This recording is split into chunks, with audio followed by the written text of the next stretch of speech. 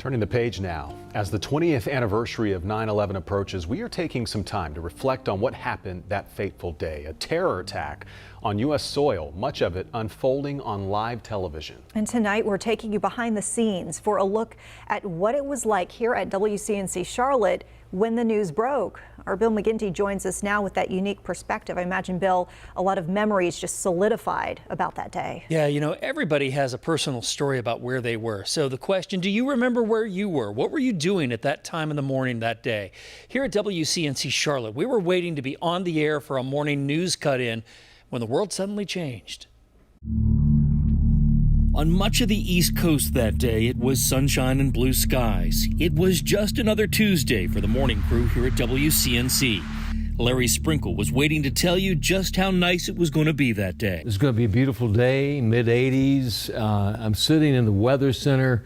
You know, we do what's called a cut-in at 8:56. We're getting ready for that. In TV, our job is to sometimes watch TV, waiting for the cue from the network up in New York, sending it back to local in every TV market for a weather cut-in that Larry was waiting to do. But that morning, the cue from the network never came. All of a sudden, I can tell that there's some distraction in the studio. And then I hear one of the guys walk in and say, I think the Today Show is going to stay on. We're not going to do the cut-in. Oh, another one just hit. Something else just hit. A very large plane just flew directly over my building. And we all watched what you all watched, thinking the same and probably feeling that same heavy feeling. Heavy for New York, for the victims, for their families, and for our country. When we were watching it here at the station, to hear the reaction of all the people, at that point, we left the studio, went into the newsroom, and all the different monitors up there watching all the networks and everything. Still today, 20 years later, we all live with the memory of what happened that Tuesday morning.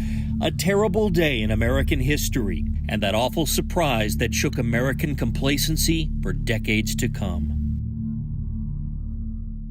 The confusion of the day faded into anger, sadness, as in you at home know too, the heavy feeling that I mentioned. It didn't subside for months, and for some people, for years. Guys. And we haven't been the same since. Nope. Yeah, and when you see the footage, it just brings it right back. It just brings it right back for you. Yeah. Bill, thank you.